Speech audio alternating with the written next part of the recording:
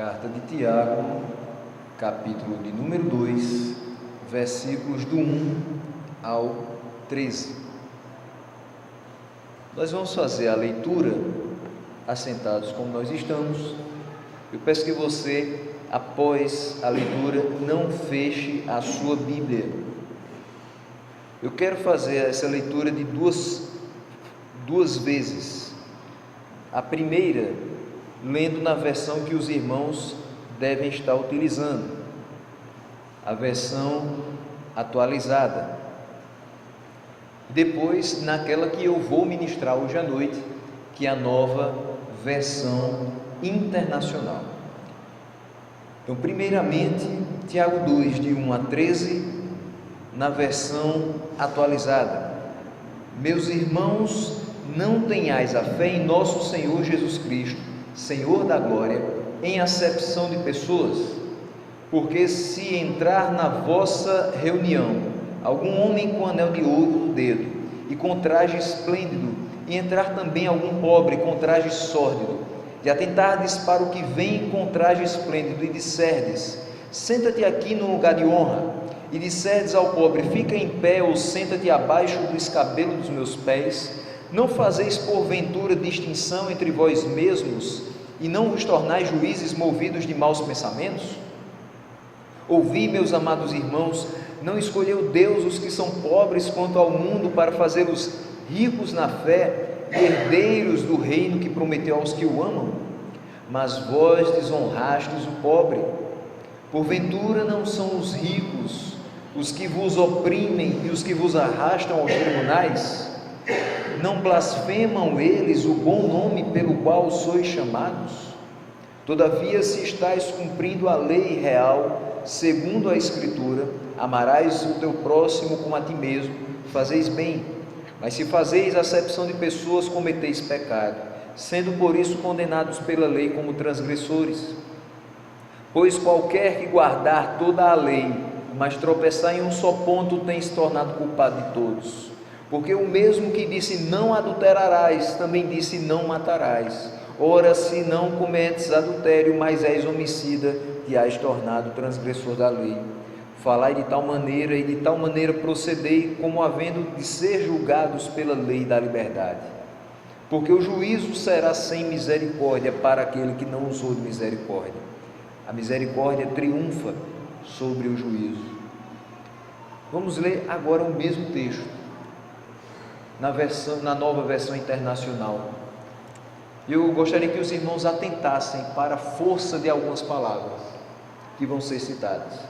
Meus irmãos, como crentes em nosso glorioso Senhor Jesus Cristo, não façam diferença entre as pessoas, tratando-as com parcialidade. Suponham que na reunião de vocês entre um homem com anel de ouro e roupas finas, e também entre um pobre com roupas velhas e sujas. Se vocês derem atenção especial ao homem que está vestido com roupas finas e disserem: aqui está um lugar apropriado para o Senhor, mas disserem ao pobre: você fique em pé ali, ou sente-se no chão junto ao estrado onde põe os meus pés, não estarão fazendo discriminação, fazendo julgamentos com critérios errados?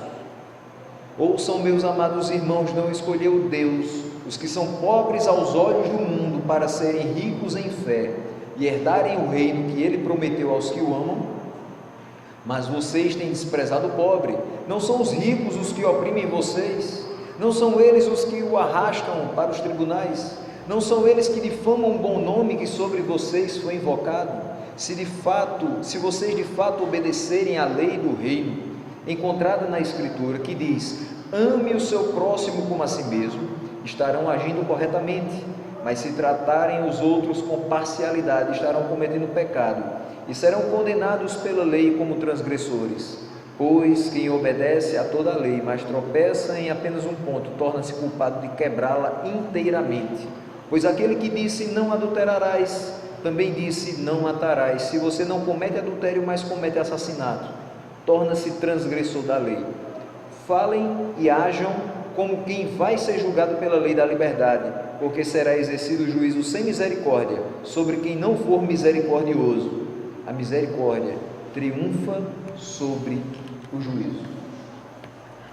Percebam, algumas palavras, o texto é o mesmo, a essência é a mesma, mas algumas palavras na Nova Versão Internacional me chamam muita atenção, e é justamente em cima delas que eu quero tratar hoje. Na minha introdução eu quero dizer o seguinte aos amados irmãos: títulos acadêmicos, posição social, o cargo que você ocupa na igreja, essas coisas por vezes nos levam a ter maior consideração por algumas pessoas e não a outras. Nós fazemos às vezes fileiras separadas para autoridades em alguns eventos. Às vezes tem um espaço na bancada reservado para os líderes e nós citamos os seus nomes, esquecendo de outros que nos visitam. Mas será que nós devemos tratar melhor o doutor fulano de tal e esquecer do seu José, da dona Maria? Será que essa é a atitude mais correta a se ter? Veja, os versículos 1 a 4 vão trazer para nós: não devemos fazer acepção de pessoas. Diz a lei dos homens: todos são iguais perante a lei. Isso todos nós sabemos, principalmente quando alguém faz diferença conosco, quando somos tratados de forma diferente. Nós olhamos para a pessoa e dizemos: olha, todos são iguais perante a lei. E diz o Senhor que nós não podemos ter fé nele em acepção de pessoas. Ou seja, de fato, diante de Deus, todos são iguais. Não só diante da lei, diante daquele que nos criou, todos são iguais. Mas é fato, se a gente for para a questão da salvação, alguns foram salvos, outros não. Então, nem todos são iguais no ponto de salvação, mas todos são iguais no ponto: somos criaturas de Deus, fomos criados pelas suas mãos. Diante de Deus, nós somos iguais às pessoas que não estão aqui. Agora, de que forma nós somos iguais às pessoas que não estão aqui nesse exato momento? Diante de Deus, todos pecaram e carecem da sua glória. Quem está dizendo isso não sou eu. Quem está dizendo isso é a palavra de Deus, Romanos 3:23. Todos pecaram e carecem da glória de Deus. Diante de Deus, todos pecaram e receberam o salário desse pecado, a morte. Todo mundo hoje morre. O homem não é mais imortal. Romanos 6:23 traz essa realidade para a gente: pois o salário do pecado é a morte. Então todos pecam, todos pecaram, todos precisam de Deus, todos vão morrer um dia. Essa é a realidade de todo homem. Diante de Deus, todos são iguais. Mas diante de Deus, todos não estavam doentes. Diante de Deus, todos estavam mortos em delitos e pecados. Dizer que os homens estavam doentes é minimizar a gravidade do nosso pecado. Algumas pessoas perguntam: umas pessoas foram salvas, outras não. Isso quer dizer que Deus é injusto? Inverte a tua pergunta. Deus é injusto por conta disso? Faz a seguinte pergunta: Deus é justo salvando pessoas que pecaram contra Ele de uma forma brutal? Deus é justo salvando aqueles que foram até a favor da sua crucificação? Deus é justo salvando aqueles que estavam em rota de colisão para o inferno? Deus é justo salvando aqueles que muitas vezes se levantam 6 horas da manhã para trabalhar, mas não se levantam 5h50 para ler a palavra? Deus é justo salvando aqueles que não têm a mínima coragem de ir ao redor do quarteirão onde moram para dizer: Deus é bom? Deus é justo, independente das nossas ações. Deus é justo. Agora, Nós precisamos entender, não estávamos doentes. Nós não precisávamos simplesmente de cura, nós precisávamos de vida, e Ele deu vida. Ele deu vida em Cristo. Nós fomos vivificados por Deus em Cristo. Então hoje, diante de Deus, todos são alvos de misericórdia. Diante de Deus hoje, todos são alvos da sua graça. Mas todos ainda precisam do conserto de Deus em suas vidas para fazer o que lhe agrada. Em outras palavras, quando eu estou falando que nós somos iguais às pessoas que estão lá fora, porque todos nós carecemos da graça de Deus, senão repetidas vezes iremos pecar. Quando subir ao seu coração o orgulho de ser um crente que ora 2 vezes ao dia, e você quiser se sentir melhor que outra pessoa, lembre-se, o seu destino eterno, há pouco tempo atrás, era o mesmo que ela. Quando os seus olhos quiserem se desviar do desvalido, pensando você que a sua condição é extremamente melhor do que a dele, lembre-se, você nada tinha, nem a vida para ostentar. Você não tinha nada até ser encontrado e atraído pela graça de Deus.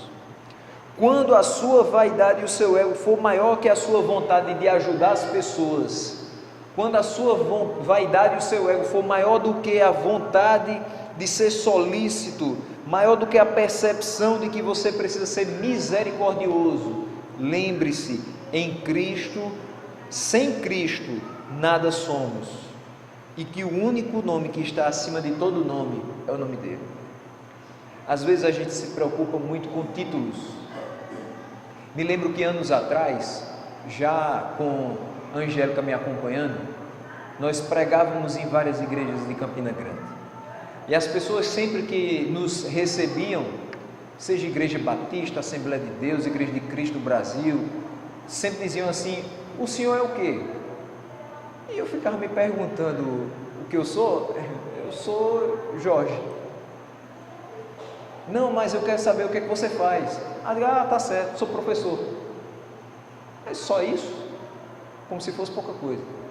Muito trabalho. Mas aí as pessoas diziam: mas eu quero saber o que é que você faz na igreja. Eu digo: eu ensino e prego. E na época louvava também. E aí as pessoas diziam: peraí, você é só professor e na igreja você ensina e faz parte do conjunto de louvor? Mas eu quero saber, e o título que você tem? Qual o cargo que você ocupa? Eu disse: nenhum. De fato, eu fiquei muitos anos sem ocupar nenhum cargo na igreja. De 2011 a 2018, esse ano, eu não tinha cargo nenhum na igreja. Esse ano aqui, na Igreja Congregacional Campina Grande, eu comecei a dar aula para os jovens, antes de vir para cá em definitivo. Quando vim para cá, deixei a classe. E aí, passei a não mais ser o professor da classe de jovens, passei a ser pastor da igreja. Mas nada disso, eu me preocupava em ter. Eu ia e pregava, porque Deus chamava. E eu nunca pensei em ter um título pelo qual eu me apresentasse. Eu nunca pensei em as pessoas ligarem para mim e eu dizer assim: alô, quem fala? Aqui quem fala é o pastor Jorge. Nunca pensei em fazer isso. É tanto que quem liga para mim sabe que eu não respondo dessa maneira. Por quê? Porque isso não é um título. Ser pastor é uma vocação e é uma enorme responsabilidade. Mas agora vamos pensar em cada um de nós. Nós não precisamos ter títulos para servir ao Senhor. Você não precisa ser presbítero para servir a Deus. Você não precisa ser diácono para servir a Deus.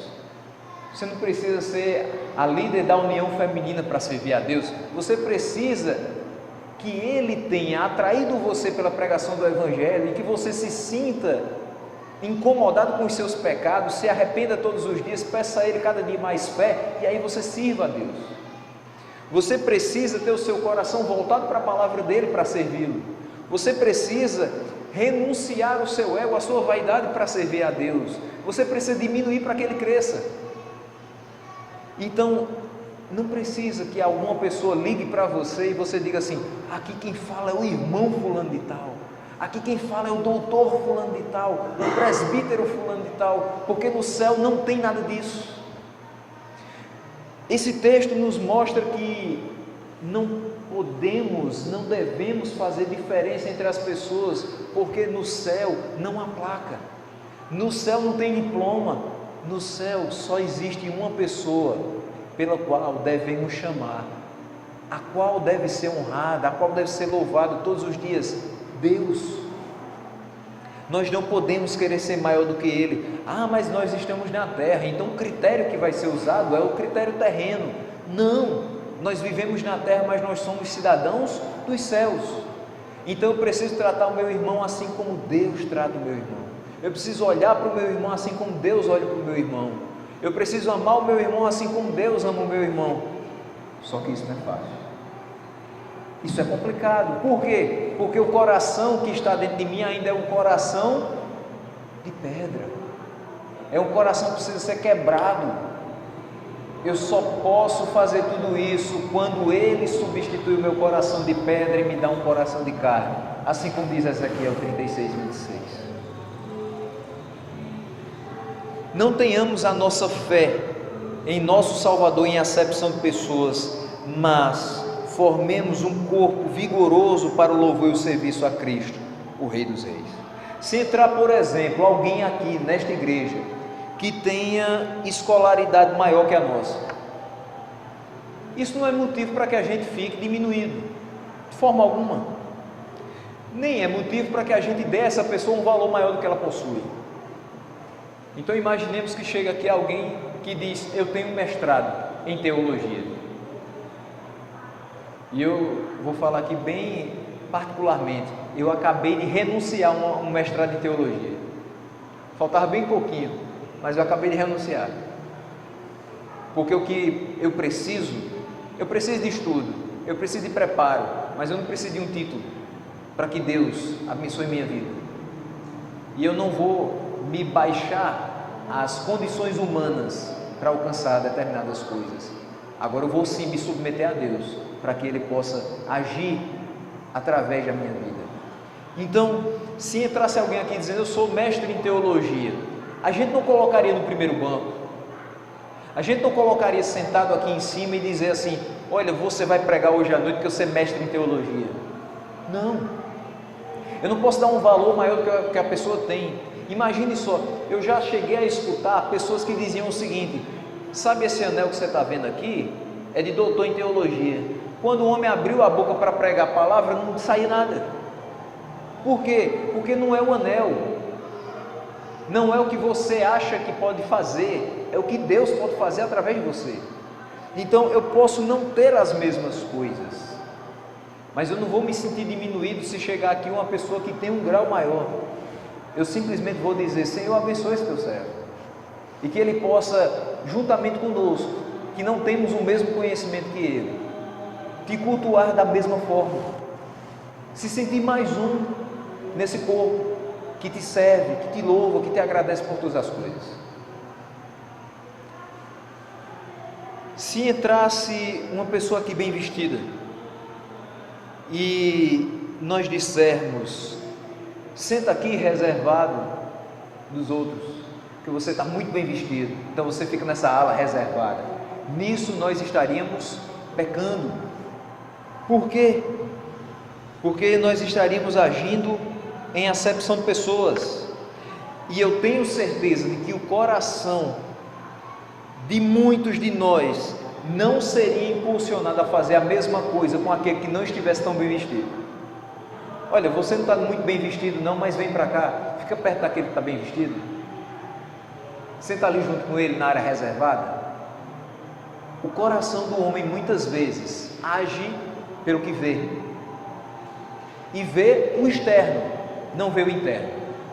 Quantas pessoas nesse país, de paletó e gravata, são mentirosas, são roubadoras, são pessoas que não têm a mínima educação, são pessoas que não sabem tratar suas famílias, são pessoas que não devem ser tratadas com diferença,